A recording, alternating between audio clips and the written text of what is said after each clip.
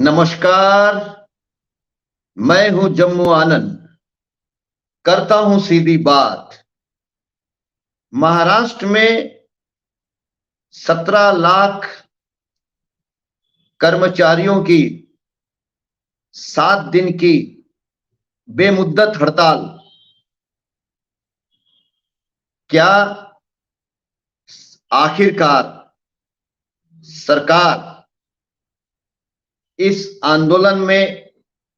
और कर्मचारियों की एकता में कहीं ना कहीं तोड़ने में सफल तो नहीं हो गई? क्योंकि आज के अखबारों में भी और कर्मचारी संगठनों में भी, जिले जिले में भी, खास करके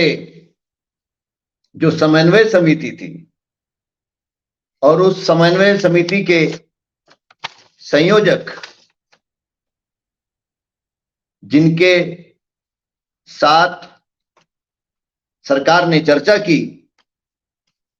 और बाद में उन्होंने ऐलान किया, विश्वास काटकर इनके खिलाफ एक रोष दिख रहा है। कुछ जिलों के कर्मचारी संगठनों ने आंदोलन हड़ताल को वापस लेने के इस निर्णय को उन्होंने अस्वीकार कर दिया है। क्या फडणवीस शिंदे की सरकार यही चाहती थी कि कर्मचारी संगठनों के समन्वय में फूट हो जाए? क्या उसमें वो सफल हो गई? ये सोचने की बात है। और दूसरी ओर महाराष्ट्र के अंदर 85 दिन का एसटी महामंडल के कर्मचारियों का जो स्ट्राइक, जिस एडवोकेट ने नेतृत्व किया था, सदावर्ते, वही एडवोकेट सरकारी कर्मचारियों के हड़ताल के खिलाफ कोर्ट पहुंच गए और एक अर्जी दाखिल कर दी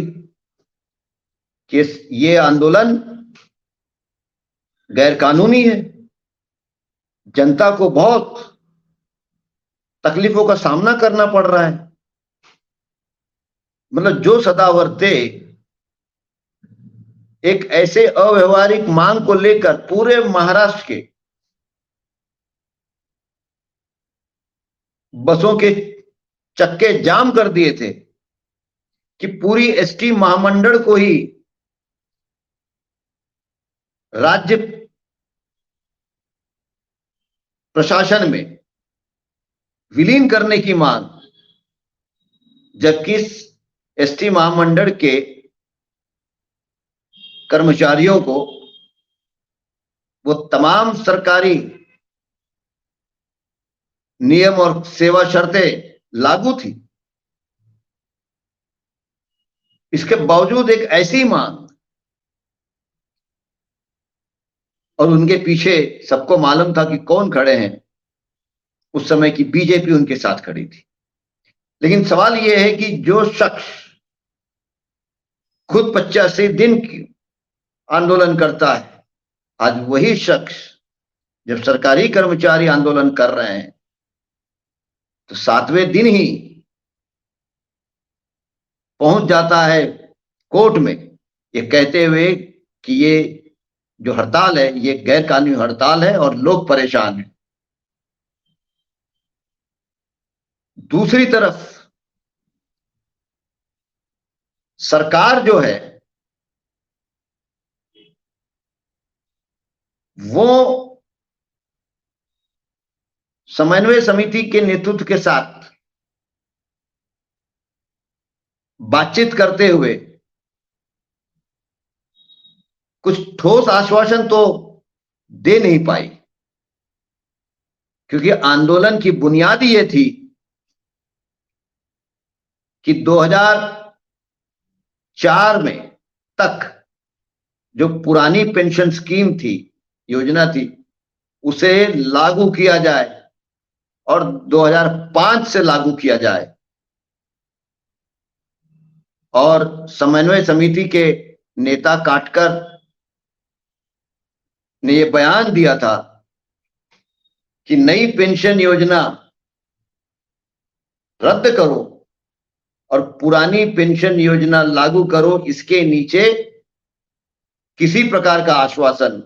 या बात सरकार की वो मानेंगे नहीं। और ये लड़ाई जो है पुरानी पेंशन को हासिल करने की लड़ाई, क्योंकि माननीय मुख्यमंत्री ने जो सदन में बयान दिया, अधिकृत बयान दिया, वो यही बयान दिया कि सरकार ने एक 3 सदस्यीय समिति बनाई जो सारे भूतपूर्व नौकरशाह है, उच्च नौकरशाह, उनकी कमेटी बनाई जो इस बारे में अभ्यास करे कि पुरानी पेंशन लागू की जा सकती है या नहीं की जा सकती है, या नई पेंशन योजना में कुछ नया जोड़ा जा सकता है और आकर्षित किया जा सकता है या नहीं किया जा सकता है। और जिसको 3 महीने का समय दिया गया है, इतना ही मात्र जो आश्वासन महाराष्ट्र सरकार का है। तो फिर इसलिए ये सवाल पैदा होना बहुत स्वाभाविक है कि इतना बड़ा आंदोलन जो पिछले 15 सालों से संगठित करने का प्रयास किया जा रहा था और एक सफल राज्य सरकारों का आंदोलन, ऐसी क्या बात हुई कि जिस पर समन्वय समिति के जो भी नेता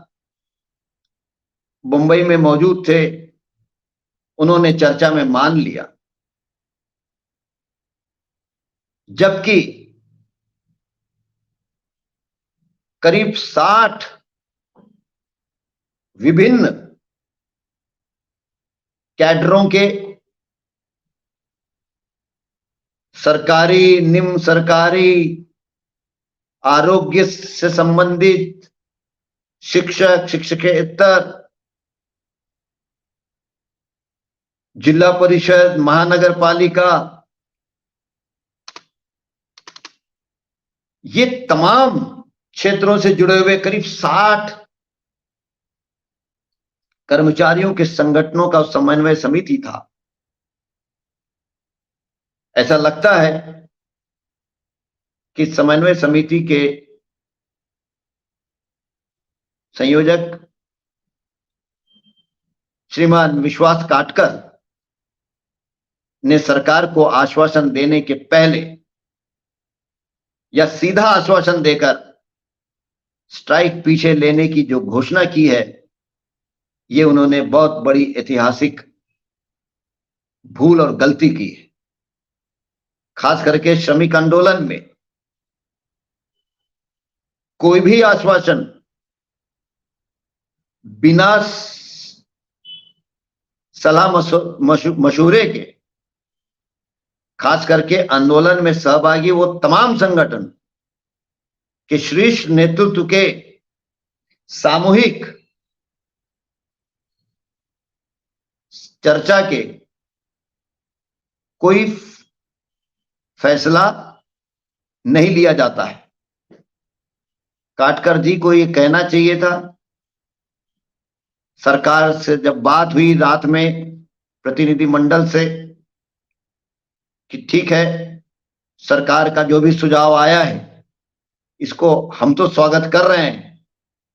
लेकिन ये आंदोलन 60 विभिन्न संगठनों ने सामूहिक रूप से फैसला लिया है और इसलिए उसी समन्वय समिति की बैठक, अर्थात मराठी में कहते हैं तातडीची बैठक, बुलाकर उसमें एक राय बनाकर सरकार को निर्णय से अवगत कराया जाएगा। ये भूमिका उनको लेनी चाहिए थी, क्योंकि इस वक्त ये पूरा पुराना पेंशन योजना ये सिर्फ कर्मचारियों का तक सीमित नहीं रह गई थी, ये अब एक राजकीय मुद्दा बन गया था। देश के कुछ विभिन्न राज्यों में राज्य सरकारों ने, खास करके विपक्ष के, कांग्रेस के राज्य सरकारों ने पुरानी पेंशन योजना लागू करने का फैसला किया है। महाराष्ट्र में भी जो चुनाव हुए हैं, उपचुनाव, उसमें क्योंकि उप मुख्यमंत्री, उनकी भूमिका बहुत स्पष्ट थी कि पुराना पेंशन योजना भूल जाओ, ये कभी हम लागू नहीं कर सकते हैं, किसी कीमत पे हम लागू नहीं कर सकते हैं। उसका परिणाम यह हुआ कि बीजेपी के उम्मीदवार हारते चले गए और कांग्रेस ने, विपक्ष ने जुनी पुराना पेंशन योजना को अपने पॉलिटिकल एजेंडा में उन्होंने ला लिया था। इसलिए देवेंद्र और एकनाथ शिंदे, इस सरकार के सामने ये बहुत बड़ी चुनौती थी कि ये मुद्दा एक पॉलिटिकल मुद्दा हो गया। ऐसे स्थिति में कर्मचारी संगठनों की समन्वय समिति बार्गेनिंग जिसको कहते हैं पोजीशन में थी, क्योंकि सरकार ने तो कह दिया था कि 1,10,000 करोड़ का अतिरिक्त भार महाराष्ट्र सरकार नहीं स्वीकार करेगी और पुरानी पेंशन योजना और नई पेंशन योजना में जो बुनियादी फर्क यह है कि पुरानी पेंशन योजना का संचालन वो सरकार के हाथ में था और नई पेंशन योजना का संचालन ये बाजार के हाथ में है। ऐसे स्थिति में जब कर्मचारी लड़ रहा हो तो कहीं ना कहीं इस बात पर उंगली जो उठ रही है कि क्या सरकार की मंशा कर्मचारियों को राहत देने की थी या कर्मचारियों के आंदोलन में फूट गिराने की थी, इस पर आज चर्चा हो रही है और कहीं ना कहीं सरकार जो है कर्मचारियों के आंदोलन में फूट गिराने में सफल होते हुए नजर आ रही है। आज के लिए बस इतना ही, कल फिर मिलेंगे किसी नए मुद्दे के साथ।